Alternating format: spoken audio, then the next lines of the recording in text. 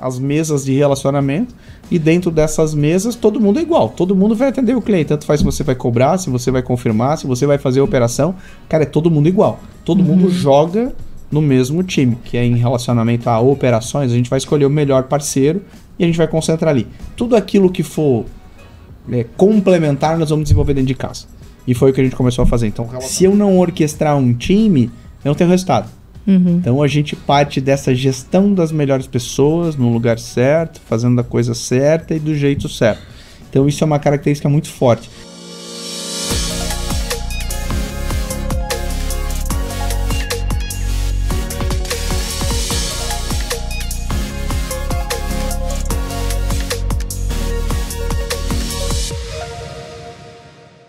Olá, sejam bem-vindos a mais um Economia SC Podcast. Eu sou Ana Paula Dalck, fundadora do Economia SC e host do episódio. E hoje eu recebo o Gustavo Roveda, CEO da Ópera Capital. Seja bem-vindo ao episódio. Olá, Ana, obrigado. Bem-vinda também aqui. Obrigada. A gente está aqui na sede da Ópera gravando esse podcast, esse episódio.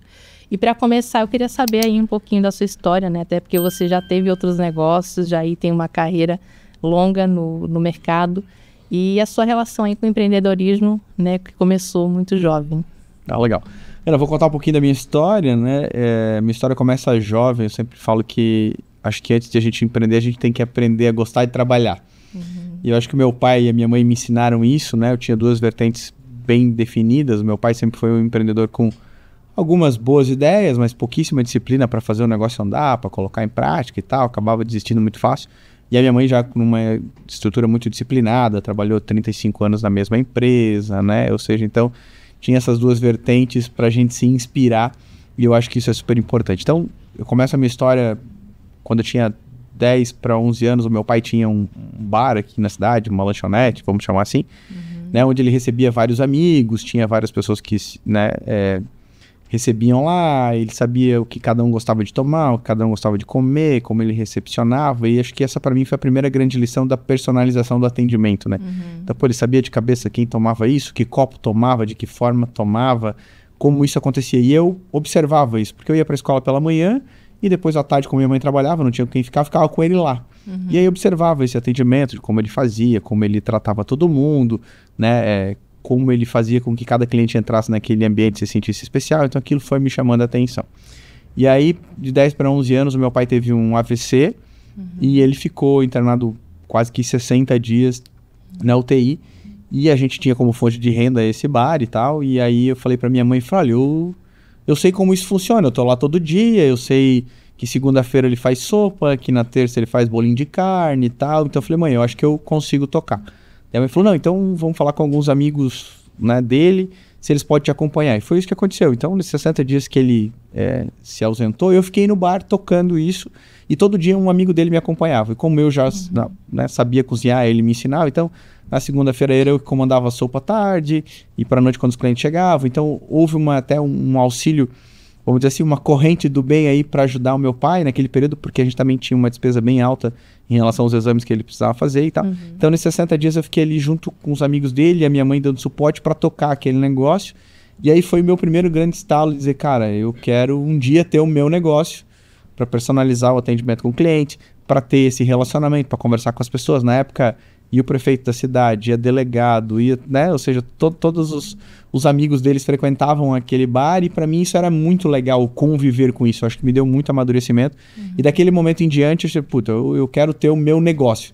Então acho que esse foi o primeiro grande estalo em relação ao empreendedorismo, mas depois eu vou para o CLT e a gente vai juntos conversar mais um pouquinho aí sobre isso, mas o primeiro grande estalo do empreendedorismo foi isso, de saber, poxa, eu acho que eu posso estar do outro lado do balcão, com a barriga no balcão, pensando como um empreendedor. Isso para mim foi marcante na minha história.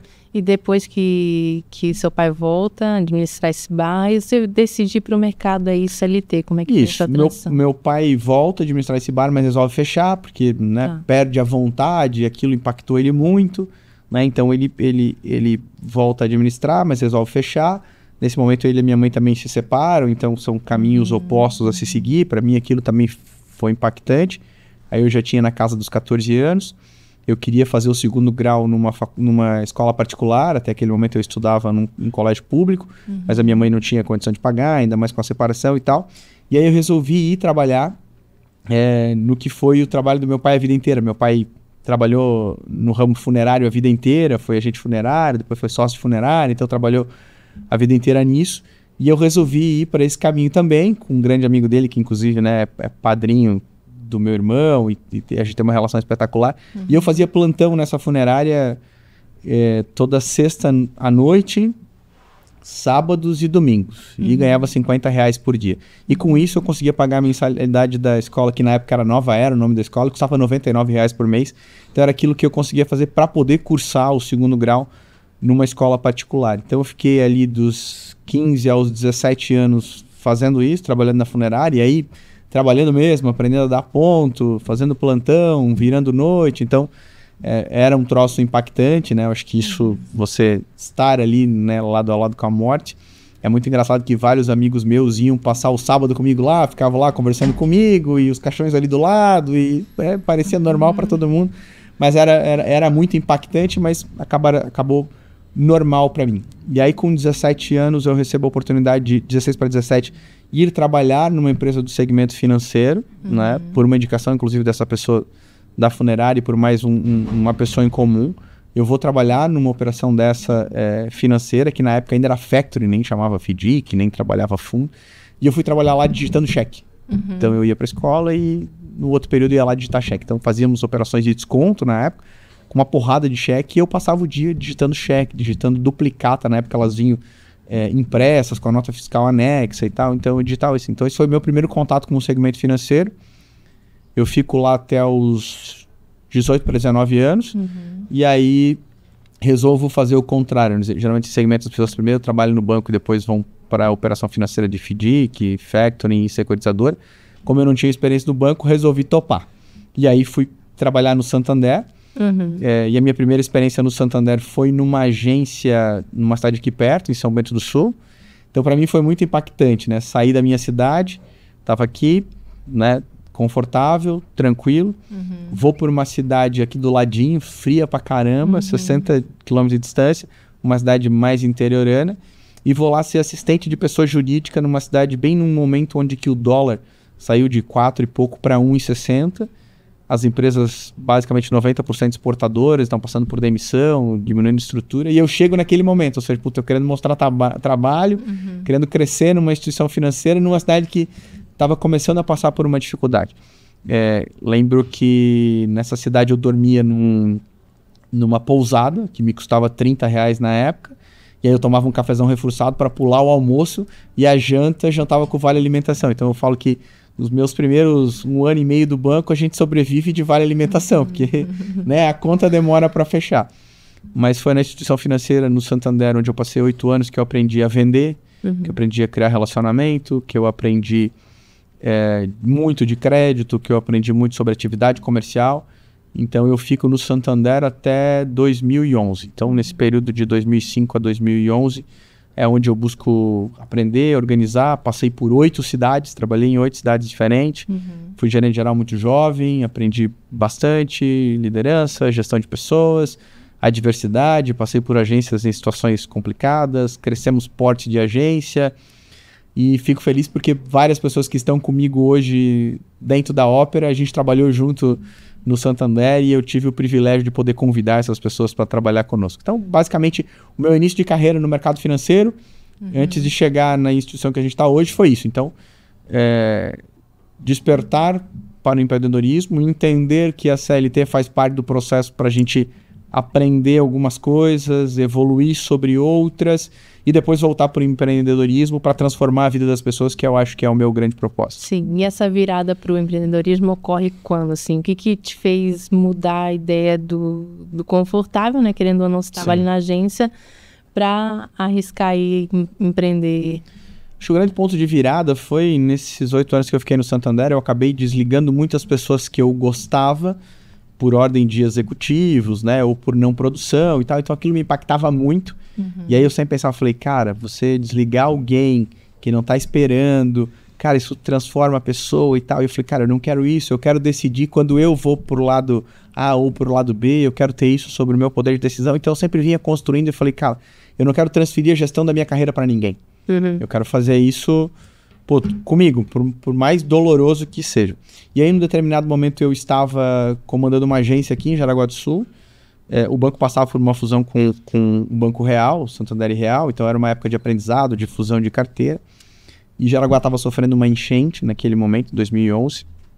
E eu fui ajudar a minha mãe, que estava próximo de entrar água na casa dela. E aí eu recebo uma ligação de um executivo do banco na época, e eu falo, cara, eu tô aqui, ajuda a minha mãe e tal, depois eu te ligo. Ele fala, não, primeiro você vai me escutar, depois você vai resolver o que você tem para resolver. Então aquilo me impactou, no seguinte sentido, eu falei, cara, isso não pode estar acima da minha vida, isso não pode estar acima das pessoas que eu amo, então eu preciso tomar uma decisão.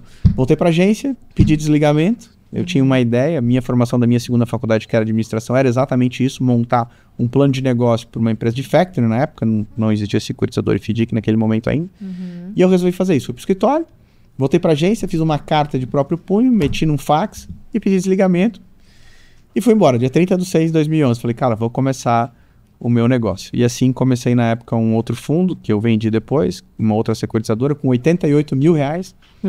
E com a ajuda de alguns amigos, eu me deparei no dia 1/7/2011 com uma HP, uma caneta, um celular e um notebook e uma vontade de fazer algo diferente no mercado de crédito.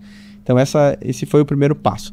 Lembro que a minha mãe ficou quase uns 60 dias sem falar comigo, porque ela não acreditava que como é que eu fui largar um trabalho no banco, que era espetacular, tinha todo o status, toda a referência. Querendo ou não, era o perfil dela de... Né, você falou que era há muitos anos que ela trabalhava na mesma empresa. Exatamente, então... exatamente. Então, para aquilo que foi o pacto, né? Para mim também foi. Eu cheguei no dia primeiro lá, tinha alugado uma salinha de 30 metros quadrados, olhar para as paredes, olhar para aquelas mesas velhas, sem estrutura, teu telefone não toca, ninguém quer falar contigo, você não é referência para nada.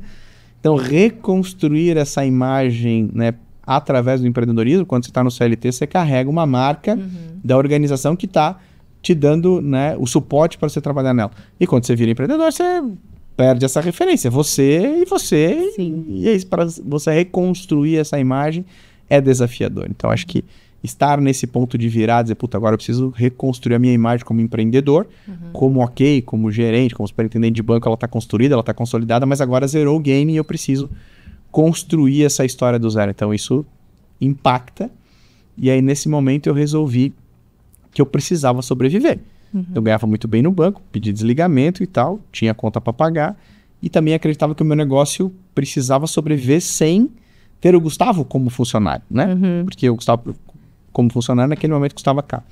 E aí eu recebi um convite de um amigo e acabei virando professor. Então durante 3 anos eu sobrevivi com o salário de professor. Professor de ensino técnico, professor universitário, professor de pós-graduação. Então vivi durante 3 anos sobrevivendo com muito orgulho do meu salário como professor.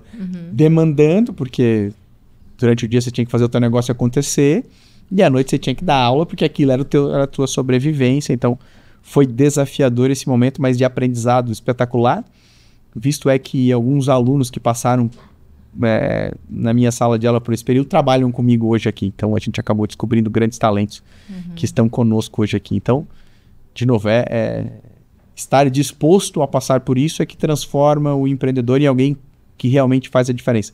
Caso contrário, é mais fácil ficar lá na CLT, protegido pelo nome da empresa que você tá e tal, que é o que, né, a maioria das pessoas acaba fazendo, esperando o momento certo, que na minha concepção não existe.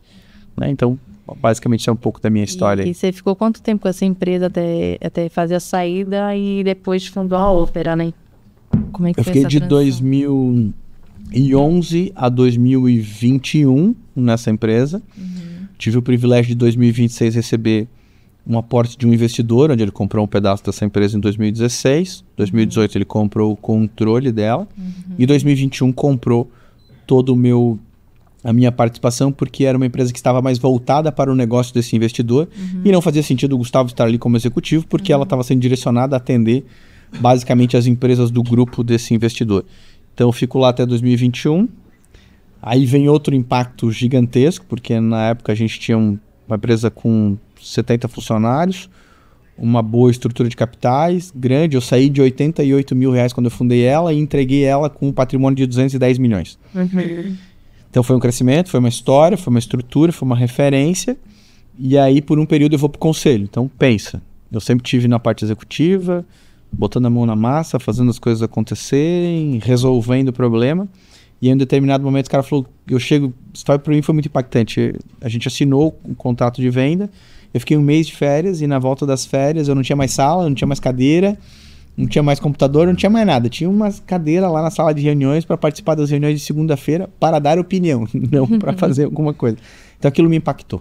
Sim. Aquilo para mim foi um choque. Falei, putz. Quanto tempo que você ficou nessa situação? 6 meses. Eu falei, cara, fiz a coisa errada. Não devia ter vendido, devia ter ficado na parte executiva. Cara, para que caminho eu vou? E agora? Tô perdido. Aquilo me impactou muito. Porque eu era super jovem, né? Tinha vontade de fazer muita coisa ainda. Tava com 35 anos, então, pô... Né, meu filho caçula tinha acabado de nascer. Sim. Tava, né, com muita energia. Falei, agora, beleza, vida financeira resolvida, ok, mas... vou para que caminho? Então aquilo me incomodava, eu chegava na segunda-feira, participava daquela reunião, depois terça, quarta e quinta, sexta. E agora, né? Você queria alguma coisa. Isso. Daí falei, né? Cheguei em casa, falei pra minha esposa, ó, vou ficar doente se eu ficar isso. Eu falei, vou procurar alguma coisa para fazer. Daí resolvi comprar algumas empresas. Fui lá e comprei parte societária em 3 empresas. Mas completamente desalinhadas com o meu perfil, com a vontade que eu tinha de fazer, mas eu precisava ter algum lugar para ir, e o jeito era fazer, né, compra de participação societária para poder fazer essas empresas crescerem. E uma empresa de confecção, uma empresa de alimento e uma empresa de tecnologia. E aí, com segmentos totalmente diferentes, mas que eram as coisas que eu acreditava, que eu tinha, né, paixão por fazer. Sim. Mas comecei a participar dessas empresas e comecei a ver que não tinham muito a ver com o meu modus operandi, com a minha vontade de fazer, com o meu espaço. E aí comecei a confrontar um pouco os meus objetivos com os objetivos da empresa. Eu cheguei muito acelerado em todas elas, então querendo fazer a coisa acontecer, querendo crescer, porque a minha ideia era isso. Falei, cara, vamos crescer, vamos vender e vamos para a próxima. E todas elas, os fundadores ainda estavam no negócio. E eu falei, não, calma, espera, vamos, né, buscar outra alternativa. Tinha a paixão do empreendedor envolvida ainda. Isso, e aí tinha as questões familiares também, né, dos fundadores, então... Foi difícil, eu falei, cara, não é o meu mundo, não dá. Falou, ou eu tenho alguma coisa que eu vou botar a mão e vou fazer acontecer, ou eu vou pensar em algum outro modelo. E aí comecei a reduzir a minha participação nessas empresas, até conseguir vendê-las. E ainda eu tinha um outro desejo. Eu falei, cara, em algum momento eu quero ir para os órgãos públicos. Eu falei, cara, eu acho que a minha primeira formação é tecnologia, né? Então eu falei, acho que eu posso desenvolver algumas coisas, posso ajudar. O prefeito aqui era meu amigo na época e tal. Eu falei, cara, eu tenho vontade de fazer, de ajudar. E assim, eu sempre falo que a pessoa que está com a sua vida financeira resolvida e está na vida pública, está voluntariando. Não é? Porque não tem outro objetivo. E eu fui com esse objetivo. Então, em março de 2022, eu assumo a presidência do SAMAI aqui, que é a Companhia de Saneamento, convidado, né, por esse amigo, e falou, cara, então vai lá, toma aí. É uma autarquia que tem um orçamento aproximadamente de 150 milhões. Falou, cara, transforma esse troço, faz um negócio digital aí, faz essa companhia mais dinâmica e tal. E aí eu fui para lá com esse objetivo. Consegui ficar 120 dias. Porque a velocidade é outra, o jeito de fazer é outra. Você acabou na burocracia e você tem essa habilidade de ser mais ágil. Isso. Entendi. E o órgão público, ele é burocrático por questões óbvias, né? Quanto menos burocrático ele for, mais transparente ele é. E nem sempre a transparência faz parte do jogo. Então, o órgão público, ele te dá essas nuances de, cara, talvez a burocracia faça bem, calma, deixa assim, e aí você entra com mais velocidade. Para mim foi muito impactante. Mas ao mesmo tempo foi transformador. Fiz grandes amigos, consegui fazer grandes marcos de evolução, de modelo de gestão, de dinamismo, de estrutura, de tecnologia, ou seja, conseguimos alcançar excelentes índices. Foi um negócio transformador para mim, um aprendizado espetacular, mas ainda sentia falta de voltar para o mercado financeiro, porque eu acho que ainda tinha muita coisa para realizar, mas eu ainda tinha um não compete da venda da primeira empresa, então, cara... Que era quanto tempo? Era 3 anos? Primeiro era 5 anos, depois a gente reduziu para 3, e aí depois a gente fez um acordo e finalizou em 2 anos. Então ficava nessa amarra, com vontade de voltar e tal, até que eu consegui reduzir com um acordo com o comprador para 2 anos o meu não compete. E aí, em julho de 22, eu pedi desligamento do Samay, né? E aí resolvi abraçar a ópera e dizer, cara, é isso que eu gosto de fazer, é o que eu sei fazer. Avisei o mercado que eu ia voltar pro jogo, né? Falei, cara, eu adoro isso. Já tinha a ópera foi fundada, né, pelo Guilherme, pelo Mike, pelo Rodrigo, pelo André, que acabaram saindo da outra empresa e fundaram o Ópera. E eu falei, cara, um dia que eu puder voltar, eu quero voltar pro jogo com vocês, né? A gente desenhou isso juntos. E aí eu voltei pro jogo a partir de julho de 2022. Falei, cara, quero voltar, quero fazer acontecer. E aí onde a gente transformou a Ópera no que ela é hoje, na estrutura que é hoje, desse desejo de desburocratizar o mercado de crédito, de aproximar o cliente, de transformar o crédito como uma maneira mais acessível para o cliente, uma proximidade e tal. Então, basicamente essa é a construção de maneira simplista. Estou te contando só coisa boa, né? Teve vários percalços nesse meio do caminho, mas é basicamente isso que me fez chegar até aqui. Sim. E me contaram aqui no off, né, que vocês têm essa preocupação de atendimento mais personalizado, que vocês estão mais perto do cliente, acaba sendo um dos diferenciais que vocês têm, né? Então, queria que você contasse aí um pouquinho de como é que funciona a estrutura de vocês no dia a dia. Ana, para mim, a proximidade com o cliente faz com que a gente identifique oportunidades que nem sempre o mercado está disposto a ver. Então, acho que o que a gente construiu aqui na Ópera é justamente essa proximidade com o cliente. A nossa metodologia comercial, o modelo como a gente criou a estrutura comercial e a estrutura de atendimento aqui internamente, faz com que a gente fique muito próximo do cliente. Então, enquanto eu digo assim, né, que a gente passou na transformação dos bancos, que começam quando o banco implanta uma porta giratória. Lá atrás, quando o banco botou a porta giratória, foi mais ou menos para dizer assim, cara, cliente, tenta ficar aí fora, se eu conseguir te atender aí fora, ok. Então, o banco bota a porta giratória, evita que o cliente entre, trava o cliente aqui no autoatendimento. Então, isso é um movimento que o mercado bancário passou por um longo tempo. Falei, cara, precisamos blindar o cliente entrar na agência para ele se autoatender, para ele ficar no autoatendimento. Então, eu tiro o cliente da agência, eu transfiro para o autoatendimento. Puta, funcionou o autoatendimento? Opa, eu reduzo o autoatendimento para ele começar a migrar para a internet. Puta, ele migrou para a internet, opa, então eu não preciso mais de agência, então eu reduzo a agência. E esse é o que aconteceu no mercado bancário e o que a gente está vendo hoje. Só que esse cliente, principalmente da pessoa jurídica, ele perdeu essa referência. Falou, puta, primeiro eu tinha uma agência para ela falar com o meu gerente. Perdi. Depois eu tinha um autoatendimento que eu podia resolver, perdi. Hoje eu tenho um relacionamento via internet banking e uma plataforma digital que eu não sei quem me atende, se é IA, se é um assistente virtual, se é um gerente mesmo, porque quando você fala, né, com algum atendimento bancário, você não sabe quem é, efetivamente. Se tem uma pessoa, se é um atendimento virtual, fica confuso. Então o cliente se perdeu, principalmente o cliente pequeno e médio da pessoa jurídica se perdeu. As cooperativas entenderam esse movimento e abraçaram esse cliente.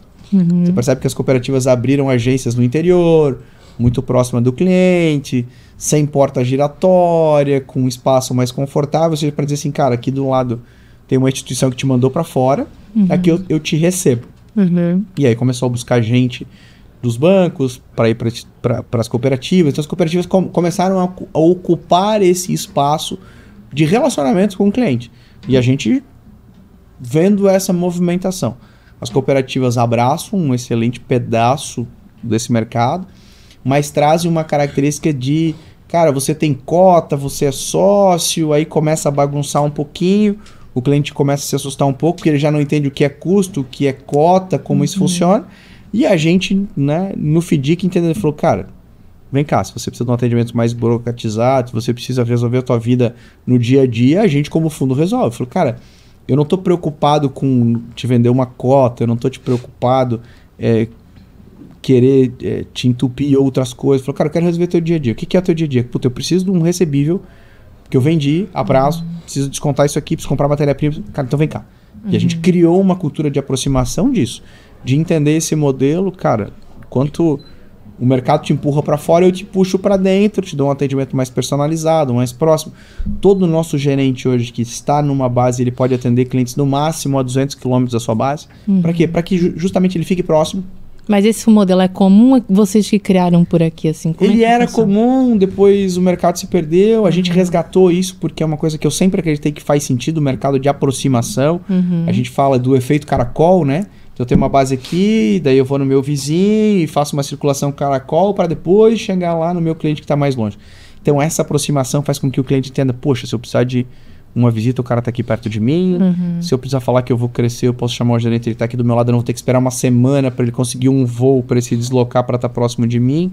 Putz, se eu passar por uma dificuldade, eu vou poder chamar esse gerente e dizer, olha, cara, aconteceu um problema aqui, tive uma mercadoria devolvida, estou com dificuldade aqui, isso vai impactar no meu crédito. Então essa aproximação fez com que o cliente se sentisse mais assistido, a gente conseguisse ouvir oportunidades que talvez o mercado não ouça na velocidade que a gente ouve, e também para a gente identificar problemas de crédito que são inerentes do nosso negócio, mas com essa proximidade acaba mitigando esse risco. Então esse modelo de aproximação tem dado super certo.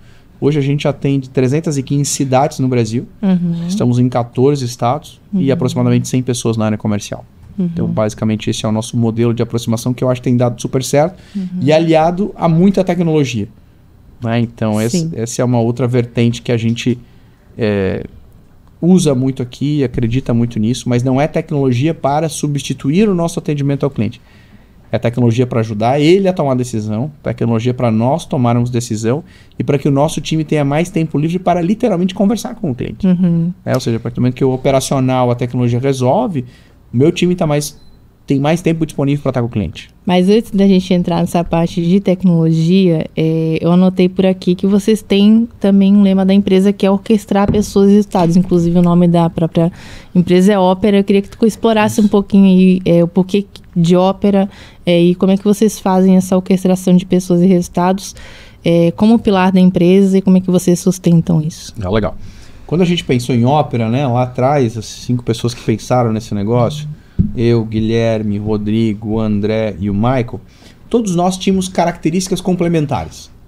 Cada um tem um perfil mais comercial, o outro tem um perfil mais administrativo, o outro tem um perfil mais de crédito, o outro tem um perfil de prospecção, o outro tem um perfil mais de compliance, de ver problema e tal. Eu falei, pô, esse time jogando junto faz uma diferença, a gente pode fazer um negócio diferente do que tem no mercado. E daí a gente fala, puta, como é que a gente transforma isso num nome, né? Aí o Guilherme teve a ideia e falou, cara, isso aí, cada um tocando o seu instrumento, fica uma música suave e tal, pô, fica uma ópera, opa, achamos. E aí foi isso que você falou, pô, como essas pessoas complementares inicialmente, cada um, né, tocando o seu instrumento, faria essa orquestra, né, tocar uma ópera e transmitisse essa sintonia. Então, a gente nasce dessa sintonia. E aí, quando a gente nasce dessa sintonia, a gente vai no lema de orquestrando pessoas e resultados. Ou seja, se eu não orquestrar um time, eu não tenho resultado. Então, a gente parte dessa gestão das melhores pessoas no lugar certo, fazendo a coisa certa e do jeito certo. Então, isso é uma característica muito forte. Tanto que aí, nós 5 aqui, acabamos expandindo cada um o seu time com as suas características, para que todo o nosso time tenha características complementares, similaridade e facilidade para trabalhar junto.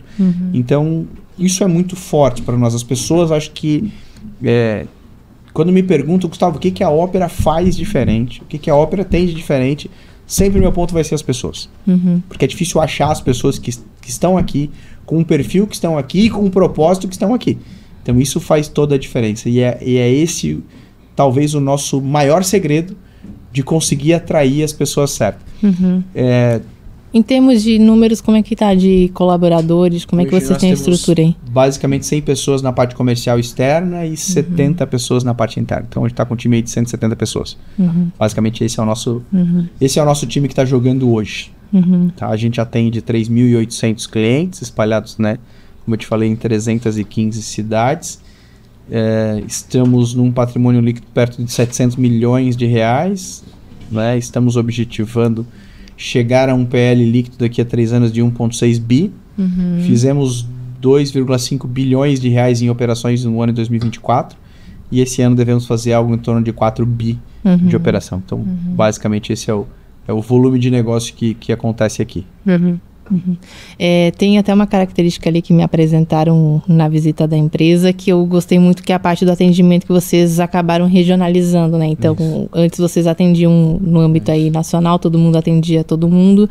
Hoje vocês mudarem para baseado em estados, regiões. Como é que essa mudança aconteceu? Por que isso aconteceu? Qual que foi o insight? O que pegou, né? Toda empresa em crescimento, ela cria os seus feudos, né? Então tinha a área de cobrança, tinha a área de confirmação, tinha o financeiro, tinha a área de operações, que a gente chamava na época. Então o problema ele ficava circulando entre áreas, a solução não, mas o problema ficava circulando. Puta, agora o problema está na área de confirmação. Depois, vamos girar toda a nossa atenção para fazer a área de confirmação andar. Não, agora o problema está na cobrança. Puta, vamos fazer toda a confirmação, toda a cobrança andar. Aí daqui a pouco o problema estava na operação. Ou seja, o problema ia transitando nas áreas da empresa e os seus feudos vão se protegendo. E a gente começou a entender que quando a empresa cresce demais, isso prejudica o cliente.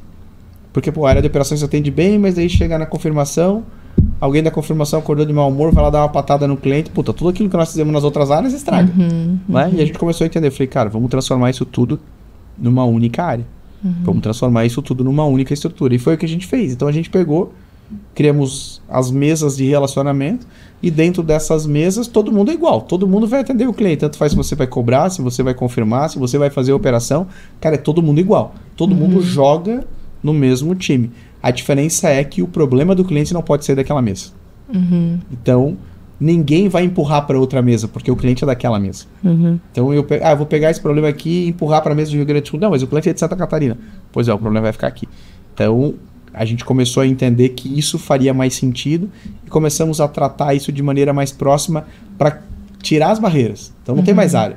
Tanto que se você andar no nosso escritório aqui, cara, tem zero divisão, zero estrutura, cara, todo mundo do mesmo jeito, todo mundo olhando e se sentindo no mesmo lugar. Então acho que isso mudou bastante o conceito de relacionamento com o cliente. Isso independente se Santa Catarina tiver uma demanda num período muito maior e Rio Grande do Sul tiver tranquilaço. Tem que se virar. Tem que se virar. Tem que se virar, tem que fazer acontecer e aí a gente vai manobrando as pessoas de acordo com a necessidade de cada time. Mas, cara, tem que fazer acontecer. E aí não tem a muleta de, aqui tem mais movimento, aqui tem menos. Não. Sim. Vai ter que fazer acontecer. Uma das ilhas ali, inclusive, é o de tecnologia, né? Você antecipou algumas coisas, mas eu queria que tu explorasse um pouco mais, porque, de fato, a tecnologia de vocês é própria. Como é que vocês decidiram fazer essa estrutura? A equipe é interna mesmo, vocês não terceirizam. Então, como é que ela funciona e de diferencial, assim, o que ela tem? Eu sempre falo que a gente está no lugar certo, na hora certa e na hora que precisa estar, né? Quando eu assumi o comando, né, a presidência do Samay aqui, eu cheguei lá com aquela característica de tecnologia, eu falei, cara, tem que ter isso aqui, tem que ter esse BI, tem que ter essa informação e tal. E aí fiz uma reunião com os líderes lá, todo mundo olhou para mim e falou, isso não tem. Eu falei, como não tem? Cara, tem que ter coisa que a gente tem que ter a resposta na hora, eu tenho que ter isso aqui, eu tenho que saber o índice de desperdício momentaneamente. Eu falei, não existe. E eu fiz uma reunião pedindo sobre alguns índices, alguns BIs, não existiam. Fiquei muito frustrado e num determinado momento um funcionário lá falou, seu Gustavo, muito engraçado isso, seu Gustavo, precisava falar com o senhor. Eu falei, não, tudo bem. Entrou na minha sala e falou, olha, eu tenho esses BIs, mas eu faço isso de maneira independente, porque a organização não tem as ferramentas e tal, mas eu nas horas vagas programo e tal e consigo desenvolver ferramentas aí bem legais. Ele me mostrou boa parte daquilo que eu queria. Eu falei, cara, mas dá pra fazer isso aqui? Dá pra fazer isso aqui? Cara, então junta esse dado com esse e tal. Começamos a transformar aquilo num painel de monitoramento mais eficaz. E aí, quando eu vim pro Opera, eu fiz o convite para ele. Falei, cara, vai trabalhar lá conosco, porque é exatamente isso que a gente precisa. Por quê? O nosso segmento de FDIC, ele tem alguns prestadores de serviço de software de RP, mas eu digo que todos eles têm lado bom e lado ruim. Não tem nenhum software que falou, cara, isso aqui nos atende super bem. Tem um que funciona muito bem na parte operacional, funciona mal na parte de crédito, tem um que funciona muito bem na parte mobile e horrível na parte interna. Então, né, cada um tem os seus calos.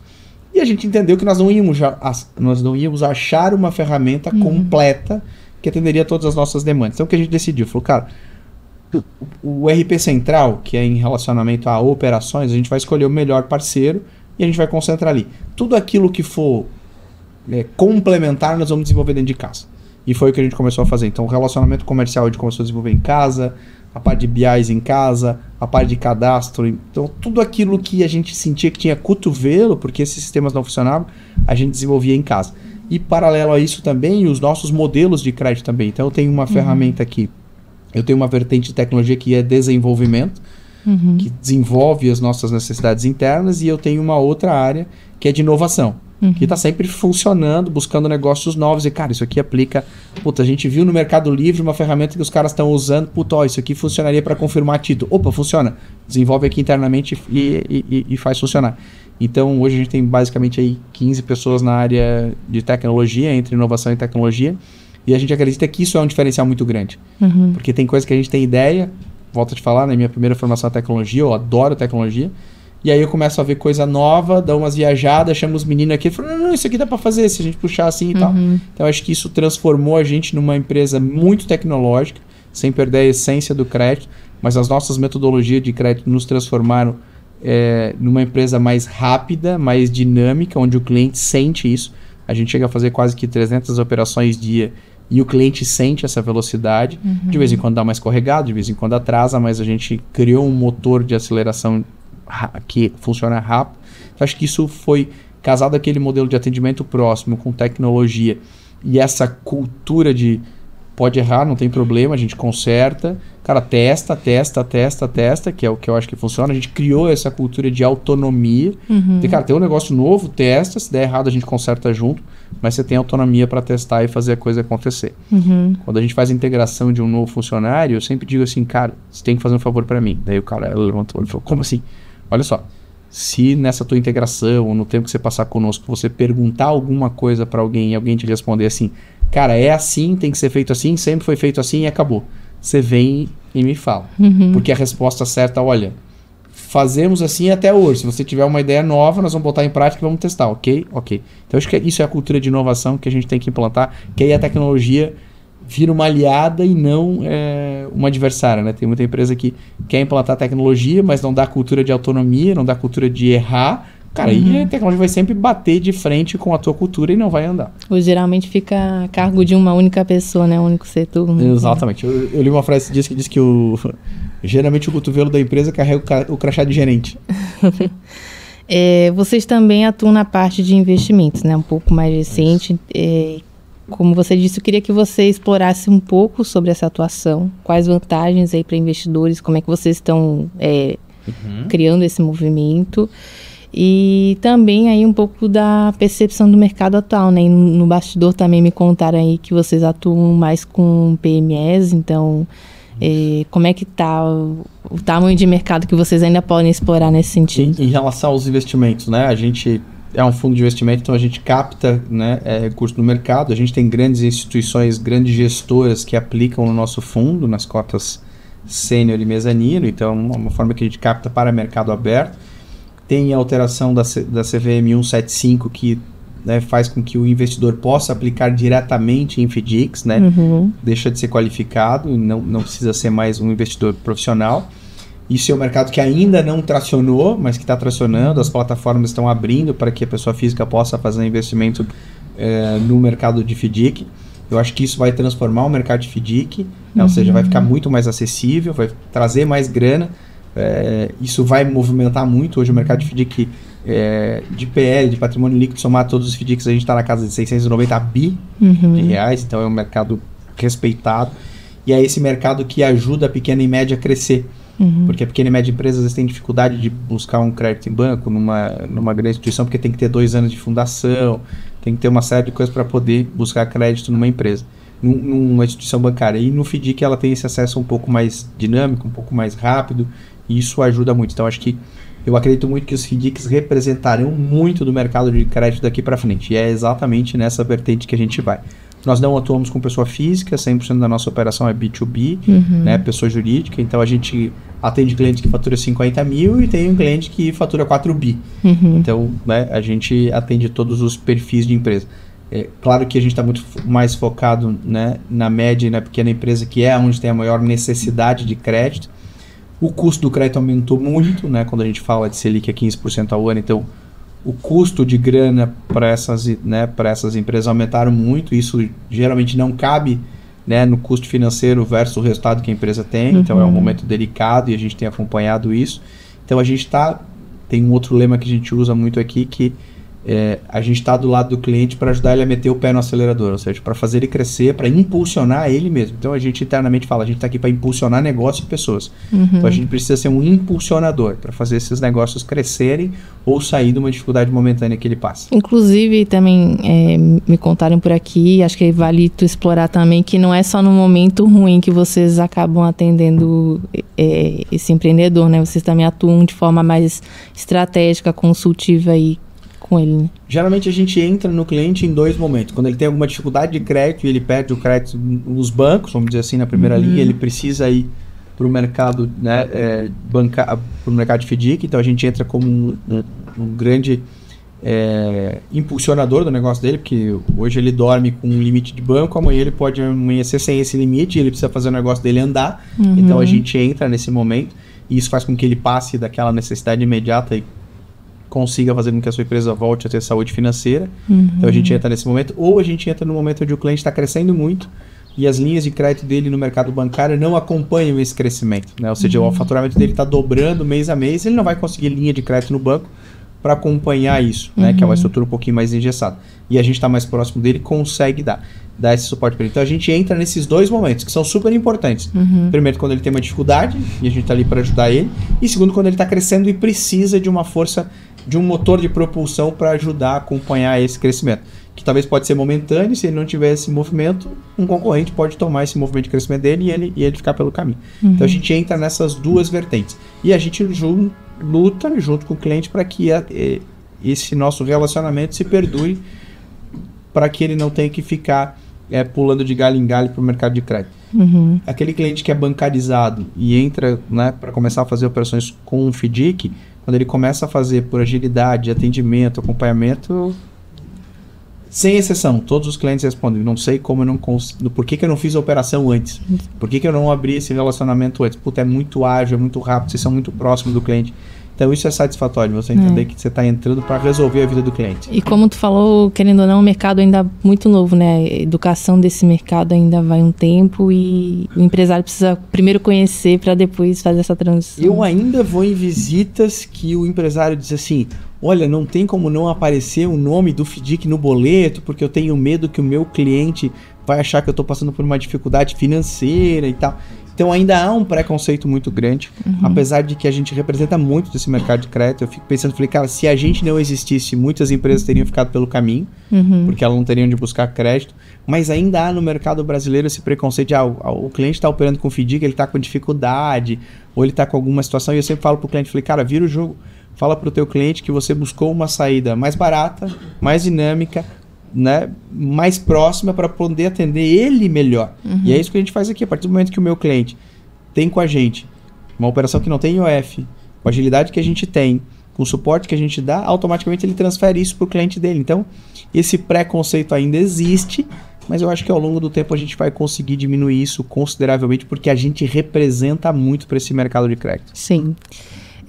Bom, para finalizar, queremos saber os próximos planos aí da empresa. Tu já antecipou alguns números, né? Mas assim, pensando no médio prazo aí, o que a Opera vai ser no Brasil? Bom, eu sempre digo que a gente quer ser, é uma visão nossa, o fundo mais lembrado como parceiro do cliente. Cara, não tenho pretensão nenhuma de ser o maior, de ser a maior estrutura. O que eu quero é ser lembrado como fundo mais parceiro do cliente. Porque assim, se você pegar as listas dos 10 maiores fundos, você vai ouvir, pô, mas esse fundo aqui me tratou desse jeito, fez isso, fez aquilo. Eu não quero ser desse tamanho.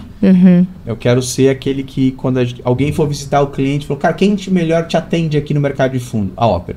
Então a gente está trabalhando o nosso relacionamento, desenvolvendo a nossa estrutura cada vez mais, aproximando cada vez mais do cliente para que ele tenha essa referência. Não é raro eu chegar numa visita e o cliente diz assim, Gustavo, primeiro eu mando a operação para a Opera. Se a Opera não conseguir fazer por qualquer coisa, aí eu procuro outro fundo. Mas o meu financeiro acorda e pensa primeiro na Opera. Eu falei, opa, e aí a gente está no caminho certo. Então, a gente objetiva ser o fundo mais lembrado do cliente como bom atendimento, como parceiro mesmo, e não como oportunista, né? Então, a gente está crescendo para isso. Estamos abrindo os mais regionais no Sudeste e no Centro-Oeste.